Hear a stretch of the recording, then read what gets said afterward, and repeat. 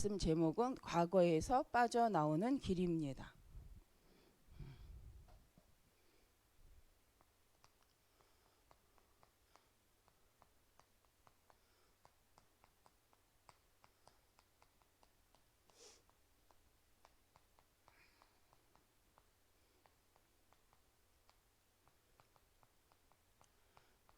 그래서 오늘 이제 우리 말씀을 읽으면 요한복음 21장 1절에 14절 이 말씀을 보면 베드로와 제자들을 만나 주시는 예수님의 이제 모습을 볼 수가 있습니다. 그래서 우리가 베드로가 지금 예수님이 죽으셨다고 생각하니까 어디로 가냐면 다시 옛 직업, 자기가 옛날에 했던 거 그것으로 돌아가는 것을 볼 수가 있습니다. 그래서 예수님이 안 계시니까 어디로 가냐면 다시 과거의 수준으로 자기가 했던 것으로 돌아가는 모습. 그러니까 제자들도 같이 따라서 가게 되고 그러면서 했지만 거기서 또 어려움을 만나는 거죠. 어부인데 물고기를 잡으려고 하는데 물고기가 잘 잡히지 않죠. 그래서 그럴 때 예수님이 다시 부활하신 예수님이 찾아오시는 모습을 볼 수가 있습니다. 그래서 어려움이 오면 왜 우리는 과거로 돌아가는가? 어려움이 오면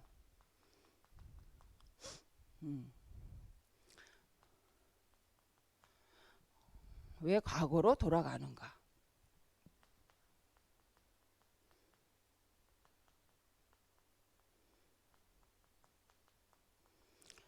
우리 이제 오늘 본문에서도 보면 베드로도 예수님과 함께했지만 예수님이 떠나시고 난 이후에 어려움을 만나니까 다시 돌아가는 것이 이제 옛날 직업으로 돌아갔던 모습을 봅니다. 근데 그 이유가 뭐냐면 우리가 하나님이 주시는 말씀 속에서 영적인 사실을 발견하지 못하고 여기에서 하나님이 하려고 하시는 미래를 둔 언약을 붙잡지 못했기 때문이죠. 그래서 하나님이 하려고 하는 그 언약 속에서 나에게 향한 내가 붙잡아야 될 언약을 붙잡지 못하고 그것을 붙잡지 못했기 때문에 하나님과 함께라는 비밀을 누릴 수가 없는 거죠. 그래서 이제 여기 그 이유가 우리 마가복음 14장 28절에 보면 뭐가 있냐면 예수님이 내가 이렇게 죽을 거야. 내가 조금 있으면 이렇게 죽을 거야. 그런데 내가 다시 살아난 후에는 라고 분명히 말씀합니다. 내가 살아난 후에는 갈릴리로 갈 거다라고 말씀을 하십니다. 근데 너무 예수님이 죽는단 말에 베드로가 충격을 먹으니까 이 28절 말씀을 기억을 못하는 거예요. 다시 살아나실 거라는 걸 마가복음 한번 볼까요? 마가복음 14장 28절에 볼게요.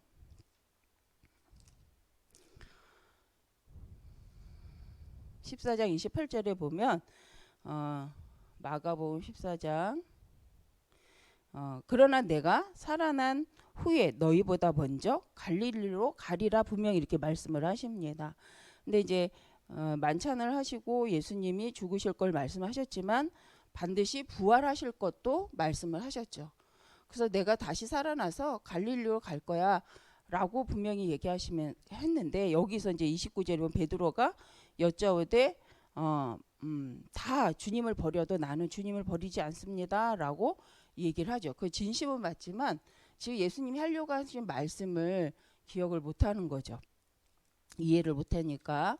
그 16장 7절에 보니까 16장 7절에 가서 그의 제자들과 베드로에게 이르기를 예수님 부활하셔서 이제 예수께서 너희보다 먼저 갈릴리로 가시나니 전에 너희에게 말씀하신 대로 너희가 거기서 배우리라 하라 하니라. 그렇죠. 그래서 이제 다시 살아나신 예수님이 한 제자에게 이제 이 얘기를 하시는 거죠. 그래서 부활하신 주님께서 내가 갈릴리로 갈 거야라고 말씀합니다.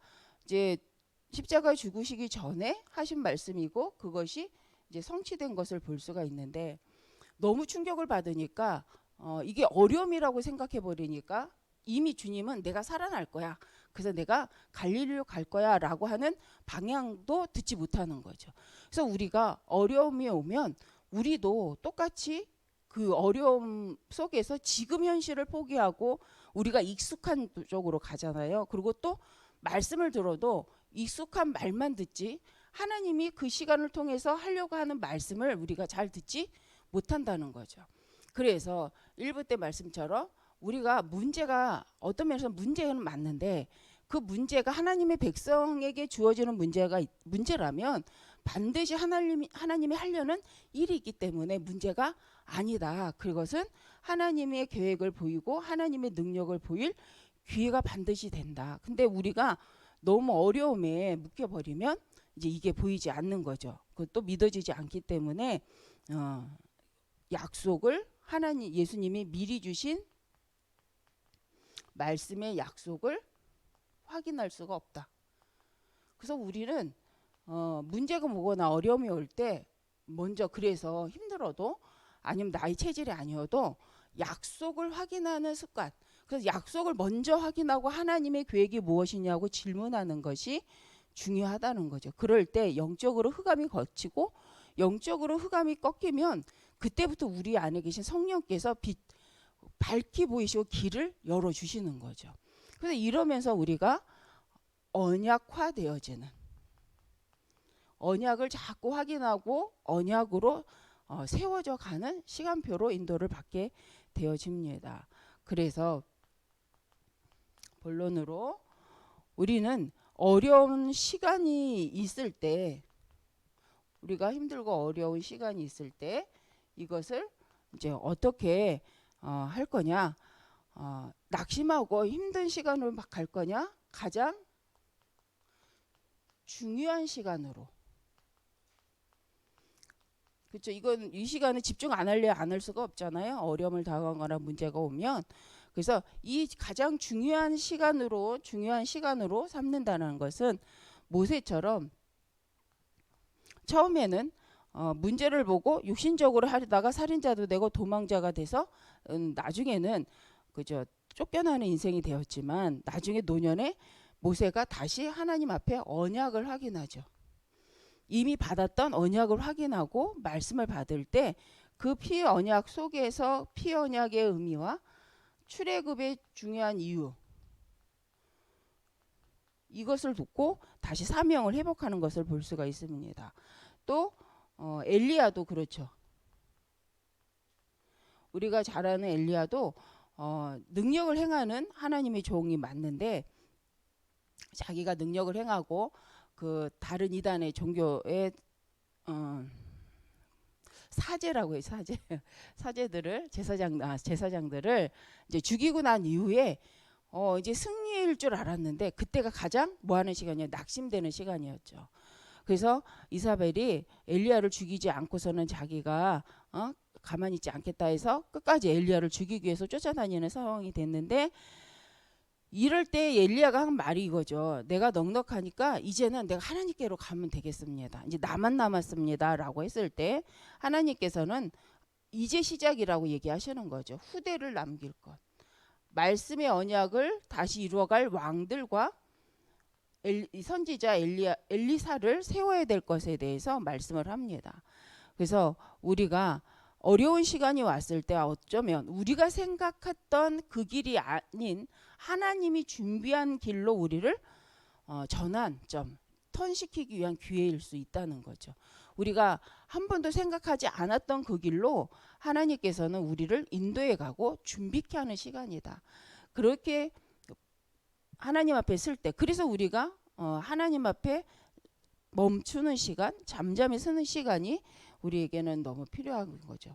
그래서 이제 초대교회의 응답도 항상 기뻐하라, 감사하라, 쉬지 말고 기도하라 하는데 이게 언제 때 얘기예요? 지금 우리 같은 시간이 아니라 핍박 시대 항상 기뻐하라, 쉬지 말고 기도하라, 범사에 감사하라. 근데 지금 들어도 좀 힘든 얘기인데 핍박 시대 이 말은 더 힘들었겠죠. 근데 왜 그랬냐면 이미 내가 세상을 이기었고 내가 하나님 나라가 임하였기 때문에 너희는 항상 기뻐하고 쉬지 말고 기도하고 범사에 감사하라. 왜? 이걸 통해서 하나님께서 핍박을 통해서 이루시는 게 있죠. 핍박이 목적이 아니라 세계 복음화가 하나님의 계획이기 때문에. 그래서 하나님께서는 처음부터 아브라함을 부르실 때도 세계 복음화, 너로 말미암아 열방이 복을 받게 하는 계획 속에 부르셨기 때문에 하나님이 세계 복음화의 그 방향성을 놓고 가신다는 거죠. 근데 이제 초대교회가 놓친 게 우리는 다 알잖아요. 하나님 원하시는 복음을 전파하는 일에 등한히한 거. 실은 등한히하기보단 선민 사상으로 아예 하지 않은 거. 도리어 이방인을 만나는 것이 죄라고 생각한 상태. 근데 이것이 하나님과는 맞지 않은 상태잖아요. 그래서 하나님은 강대국을 통하여서 핍박을 주는 것 같지만 하나님이 처음부터 주셨던 사명 세계복음화로 이끌어 가시는 과정이었죠. 그래서 우리가 왜 과거에서 빠져나오지 못하는가? 이유는 하나님이 주시는 언약을 발견하지 못하기 때문이다. 그리고 언약을 발견하지 못하고 불신앙이 들어가기 때문에 상황, 문제 앞에서 우리가 낙심하죠. 지금 그렇다면 지금의 시간을 우리는 어떻게 봐야 될 것인가? 그래서 예수님이 가르쳐 주신 언약의 길을 확신하고 가려면 새로운 미션을 주신 그 언약의 길로 우리가 가는 이 여정이죠. 어떻게 보면 과거의 어려운 문제의 이유와 또 지금의 문제 그리고 미래를 둔 미래의 시간을 두고 우리가 생각을 하는데 말씀 속에서 과거가 복음으로 다시 재해석이 되고 또 미래가 복음 안에서 하나님이 주신 계획으로 보인다면 우리가 오늘의 응답을 누려갈 수 있습니다. 그래서 오늘의 수준, 내가 가지고 있는 수준을 뛰어넘을 수가 없어요, 우리는. 그런데 언제 뛰어넘을 수 있냐면 하나님이 하실 계획이 미래적으로 무엇인지 발견될 때, 그래서 비전이라고 하잖아요. 이게 발견될 때 우리는 넘게 되어집니다. 그래서 하나님은 미래의 시간에 가장 축복된 시간으로 하나님은 모든 사람을 이방인과 불신자를 또 살리려고 하시는 하나님의 그 시간에 하나님 지금 우리에게 주신 미션이 있죠. 그게 세 가지 뜰. 하나님이 주시는 세 가지의 뜰. 그게 우리 잘 아는 기도의 뜰, 치유의 뜰, 그렇죠? 이방인의 뜰. 그래서 하나님께서는 우리를 통해서 이방인을 치유하고 썸미를 세우고 후대를 치유하고 썸미를 세우는 이 아이들의 뜰, 기도의 뜰, 이방인의 뜰을 하나님 원하시는 거죠. 그래서 지금 우리는 이걸 놓고 금토일 시대를 두고 세 가지 뜰의 응답을 누리기 위해서 우리가 기도하고 있고, 이것이 교회에서 시작되어져서 현장마다 일천망대로 세워져서 복음운동할 수 있는 시스템이 되기를 놓고 기도하고 있죠. 이게 이제 우리의 기도 제목이 되어지고 우리의 마음의 소원이 된다면 지금 이 시간 이제 우리가 할 것이 나옵니다. 지금 이 시간 우리가 예수님이 원하시는 오늘 본문에서 내 어린 양을 먹이라, 내 어린 양을 치라라고 하시는 그 언약의 말씀 속에서, 그렇죠? 14절 이후부터 21장, 그렇죠? 요한복음. 우리 이제 말씀을 좀 다시 보면 후반절에 가면 이제 18절부터 예수님께 주신 사명이 나옵니다. 근데 그래서 우리가 지금 이 시간 예수님이 가르쳐 주신 언약의 길을 우리는 확신해야 된다. 이미 예수님 말씀하셨고 말씀을 주셨고 말씀을 성취해 가시는데 그 언약 속에서 그럼 우리가 할 것, 지금 이 시간 할 것은 하나님과 임마누엘 함께 한다라는 말이 뭘까요? 하나님이 주시는 언약을 붙잡고 그 언약 속에서 하나님을 누리는 성삼위. 요새 우리 이제 393 기도하는데 언약 속에서 성삼위 기도를 통해 하나님이 행하신 일들을 이제 먼저 확인하고 힘을 얻는 거죠. 이걸 할 때에 우리가 오늘 지금 하나님이 우리에게 말씀으로 주시는 확신, 보좌의 배경과 능력으로, 보좌의 배경과 능력으로 나와 함께 하시는 것을 먼저 확인하는, 이게 이제 성령 충만이죠. 할 때에 우리가 인도를 받게 되어집니다. 그런데 오늘 기도해서 이제 인도 받는 건 맞지만 말씀대로 인도를 받는 거기 때문에 우리가 하나님의 주신 언약을 미리 붙잡고 지금 이것을 향하여서 기도하고 있다면 우리는 이제 승리하는 거죠. 근데 이거 없이 미래를 둔 하나님의 언약 없이 할 때 우리가 이게 이 속에 임마누엘 함께라는 게 막연한 거죠. 왜? 나의 마음만 있고 하나님의 마음을 알지 못하기 때문에. 그래서 어떤 면에선 우리가 지금 이 시간 무엇을 확인해야 되냐? 하나님의 앞으로 3시대를 두고 이루어가실 계획 속에서, 세계복음화 속에서 꼭 필요한 게 뭐냐? 지금 말씀 흐름 속에 우리 흐름 얘기하잖아요. 그래서 말씀 흐름 속에서 지금 우리가 꼭 붙잡고 이루어야 될 것이 무엇인가? 이제 이게 비전이고 사명입니다. 그래서 세계복음화를 위해서, 렘넌트 운동을 위해서 지금 우리가 도전할 것이 무엇인가를 알고 지금 기도하는 거죠. 그것을 꿈꾸는 것이 드림이죠. 이 미래를 두고 우리가 갱신되고, 이 미래를 두고 도전하고, 이 미래를 두고 말씀의 언약 속에서 기도하는데 문제가 안 오면 좋지만 오잖아요. 왜? 이미 우리 체질이 아니고 우리의 생각이 아니기 때문에 거기서부터 이제 어려움이 오고, 또 환경적으로도 어려움이 오고. 근데 환경의 어려움을 넘어서지 못하는 이유는 이게 절대라고 생각하지 않기 때문일 수도 있어요. 그래서 절대라고 생각한다면 그 어려움 속에서 우리가 지금 어떻게 해야 되는가, 어떻게 도전해 나가야 되는가를 우리는 생각을 하죠. 그래서 어떤 면에서 포럼이라는 부분은 하나님 주신 언약 속에 지금 우리가 어떤 시간표고 함께 인도를 받아야 되는가라고 도전하고, 그걸 놓고 하나님 앞에 함께 묵상을 하는 거죠. 그래서 과거에 빠지면, 과거에서 빠져나오는 길이 뭐겠어요? 과거에서 빠져나와 하나님 언약 붙잡는 거예요. 불신앙하지 않고 하나님이 반드시 이루실 렘넌트 운동 세계복음화 속에서 당연한 지금 시대의 사명을 붙잡고 기도하는 것이 나의 체질, 나의 수준에서 빠져나오는 거죠. 그래서 결론적으로 우리가 함부로, 그래서 지금 우리의 수준 하실 일이 있기 때문에, 그래서 나는 불가능한데 하나님은 절대 가능이시죠. 그래서 나의 절대, 나의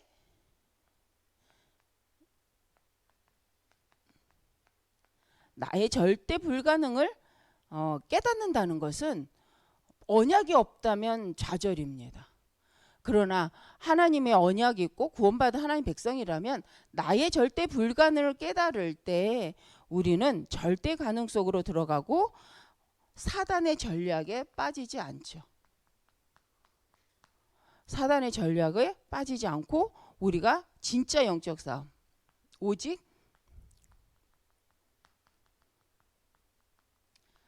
그리스도 언약을 붙잡고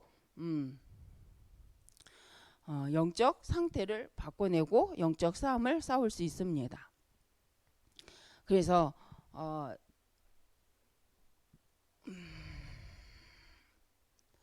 우리가 영적 싸움을 한다라는 부분은 우리 체질도 맞는데, 그죠? 워낙 우리의 창세 3장, 6장, 11장 체질 우리가 있는 거 맞는데, 영적 싸움을 한다는 건 어떤 면에선 하나님의 언약과 나와 맞는가, 이게 최고의 영적 싸움인 것 같습니다. 하나님의 언약 속에 내가 있는가, 혹시 내가 리브가 하와처럼 우리가 하나님의 말씀을 듣고도 확신하지 못한 상태에서 벗어나는 것이 과거에서 벗어나는 거라고 생각을 합니다. 그래서 진짜 영적 싸움은 뭐냐? 언약을 나의 것으로 붙잡는 거죠. 하나님 지금 하시려는 일을 보고 앞으로 행하실, 먼 미래도 아니에요. 이제 몇십 년 좀만 더 있으면 우리 지금 우리 손녀 손자들이 커서 올 미래는 우리가 살고 있는 시대와 다르다고 하잖아요. 그러니까 그래서 우리가 좀 생각을 해봐야 된다. 그래서 말씀을 가지고 사실적으로 복음화하고 앞으로 오는 시대를 복음을 전달하기 위해서 우리가 어떻게 할 것인가. 그래서 미래지만 얼마 이거 준비 안 해놓으면 앞으로 오는 우리나라도 유럽화 되어지기가 쉽다. 근데 유럽은 그래도 전통적 신앙생활을 하는 사람들이어서 형태가 남아 있는데 우리나라는 형태가 남아 있을 거 없죠. 우리나라는 형태가 남아 있을 게 없습니다. 그래서 복음이 없어져 버리면 그쵸 우리나라가 가장 다문화 종교가 되어지는. 근데 유독 기독교만 핍박받는 나라가 되는 형상이 됩니다. 그래서 그런 시대가 오니까 무섭다가 아니라 사단의 전략이 그러하니 이 시대에도 우리나라가 이 복음을 후대에게 전달하기 위해서 우리는 그런 끝까지 어떻게 기도하고 가야 될 것인가 하고 우리가 미리 준비하고 기도해야 될 줄 믿습니다. 그래서 과거에 빠지지 말고 내 생각에 내 수준에 제한받지 말고 복음 운동을 위해서 우리는 지금 무엇을 준비하고 앞으로 오는 미래를 두고 우리는 어떻게 갈 것인가 함께 기도하며 응답받는 저희가 되었으면 좋겠습니다. 기도하겠습니다. 감사합니다. 하나님.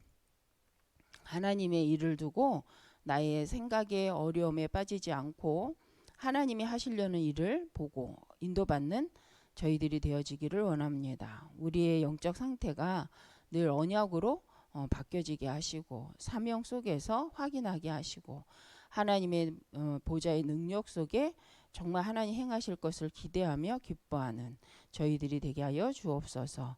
예수 그리스도의 이름으로 기도드립니다. 아멘.